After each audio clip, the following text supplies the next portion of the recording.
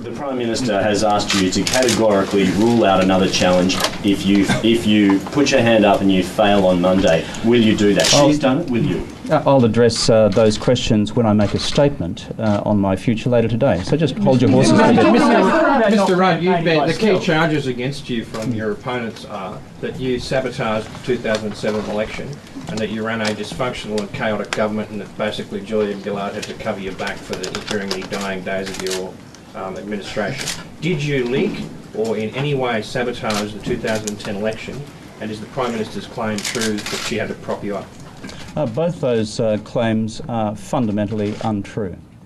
On the 2010 election, let's just call the spade a spade. I seem to remember that we had about 5 different campaign themes in that 2010 election, which culminated in the revelation of the real Julia. I also know for a fact that the party's full and independent review of the conduct of the 2010 election campaign has been kept under lock and key, apart from that one chapter which apparently had something critical to say about me. That's the first point. On the second point about the nature of the administration, can I just make a very simple point? How do you think, friends, that we all got through the global financial crisis?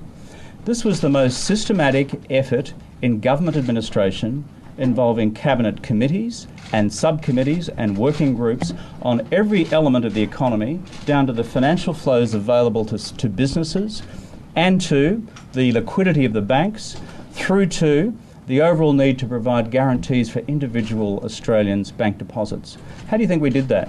A systematic set of cabinet decisions and working groups which culminated in decisions that we took. These have been documented.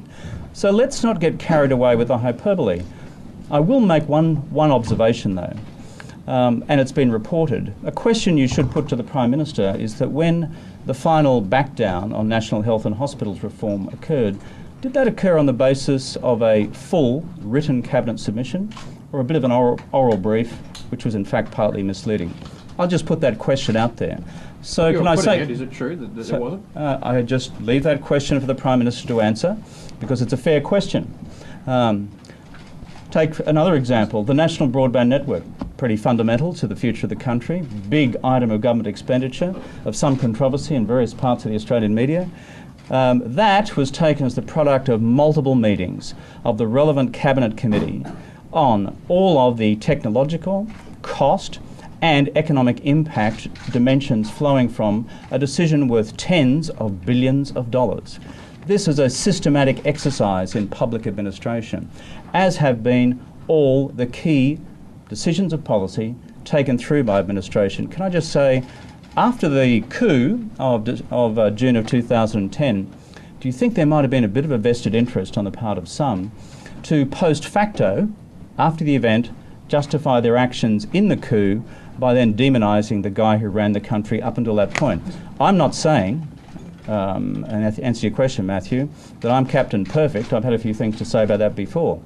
I think measured against my predecessors in office, Prime Minister Keating, Prime Minister Hawke, I think we've all had a few flaws. You know, I'm among them.